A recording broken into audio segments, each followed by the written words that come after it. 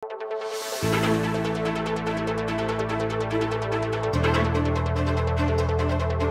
gitna ng mainit na usapin hinggil sa napipintong pagsasara ng Kalangitan Sanitary Landfill sa Capas, Tarlac, isang bagong Materials Recovery Facility o MRF ang pinasinayaan ng mga opisyal ng pamahalaan sa Barangay Planas, Porac, Pampanga nitong Martes, June 5. Pagmamayari ito ng Prime Integrated Waste Solutions Incorporated o PWS, isang subsidiary ng Prime Infra ng bilyonarong si Enrique Razon. Layunin daw ng state-of-the-art facility na mabawasan ng 20% o higit pa ang landfill waste sa pamamagitan ng modernong waste management at resource recovery solutions. Ayon kay Cara Peralta, Market Sector Lead for Waste ng Prime Infra, ang mga basurang nakokolekta sa kanilang pasilidad ay ginagawang valuable resource na malaking tulong sa pangangalaga ng kalikasan at maging sa mga komunidad. So 80% will go through a recovery process. So that recovery process, as you can see with the equipment, there's a separation that goes on. So first, what will come out from this site are recyclables. So those are fast-selling or fast-moving waste. So those are your scrap metals, your cardboards, your plastics that can be reused. And then further in the process, there's a separation that happens that further splits organic waste or wet waste and inorganic waste. So the inorganic waste, that's the one that goes through the shredding process and into the refuse-derived fuel. And then the organic waste, that's what will feed into the waste fuel process in the future. Sa ngayon, fina-finalize pa raw ang teknolohiya para sa conversion ng waste to fuel. Ang refuse-derived fuel o RDF production sa nasabing pasilidad ay paraan daw ng kumpanya upang suportahan ang decarbonization goals ng kanilang mga customer at iba pang stakeholders. So refuse-derived fuel is an alternative to coal for companies like cement plants. So they can use that as a power alternative.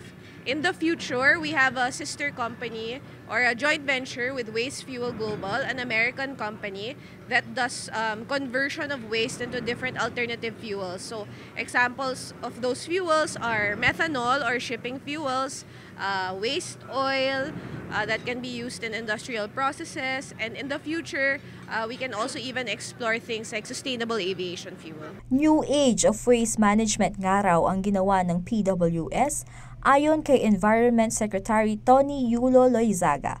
Ang ganitong transitions sa industriya ng waste management ang kailangan lalo pat nananatiling suliranin sa bansa ang kakulangan ng lupang pagtatapunan ng basura. Alam po naman natin na pinoproblema ng mga LGU ang land, no, ang land.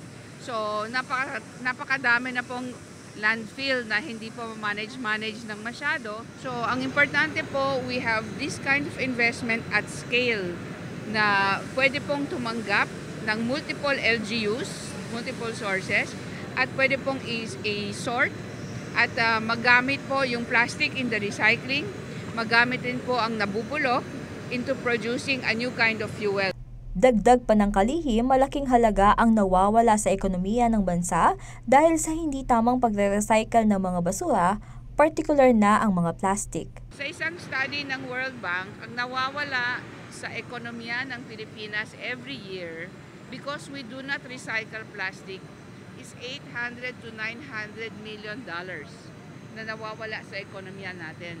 This will allow us to take the next step in order to make some kind of economic and financial value dito sa plastic recycling. Samantala, nasa 5,000 metro tonelada raw ng basura ang kayang i-accommodate ng PWS sa Pampanga. Pero paglilinaw nila na hindi ito landfill kundi isang MRF na kayang i-accommodate ang mga LGU sa Central at North Luzon at maging sa Metro Manila. So mixed municipal waste po yung kinikater po namin. For hazardous waste, treated lang po yung tinatanggap namin and there's a separate containment area for that. Set of operations. So as you can see, we're materials recovery facility, hindi po landfill. So indeed, we are an alternative for any other waste facility. Para naman kay Pampanga Governor Dennis Delta Pineda, malaking bagay na naitayo ang naturang pasilidad sa Pampanga. Lalo pat maraming LGUs ngayon ang namumblema kasunod ng napipintong pagsasara ng Kalangitan Sanitary Landfill. Magpasalamat kami, at least isang state-of-the-art makanining waste to fuel kini pumiras. Kasi nung aliwa pang province po yan, miras na naman kahit ang punto na makisabi tamo for other province para dala tala rin basura tamo. Pero right now, within our province na po talaga, so very good po para, I think, para kanako. Igit yun naman po, nagdembola. So talagang marayo kitang isipan tamo na open dam site. Nagpaabot din ng pasasalamat si Porac Mayor Jaime Jing Capil sa mga proponent ng proyekto. Alam naman natin na talagang malaki na ang problema natin sa basura, at nadagdag pa kung isasarado talaga ang sa Capas Tarlac, Kalangitan. Ito ay magiging isang alternatibong pagtapon ng ating mga basura po. Ang LGU naman ng Sasmuan, kinokonsidera daw na ang bagong MRF dahil sa state-of-the-art facility nito. Siyempre, magkaita mo ng magkakaritang bayo. Diba? Baka naman masanting yan alawenta mo, environment friendly. Tsaka di kita naman actual dan manggagawan. Pamagaral ng kay Katanggawan. Samantala, nasa 50,000 ektarya ang lawak ng lupang kinatatayuan ng PWS Pampanga. Sa pagbubukas nito, inaasahang nasa mahigit 200 ang mabibigyan ng hanap buhay sa mga taga-Porac.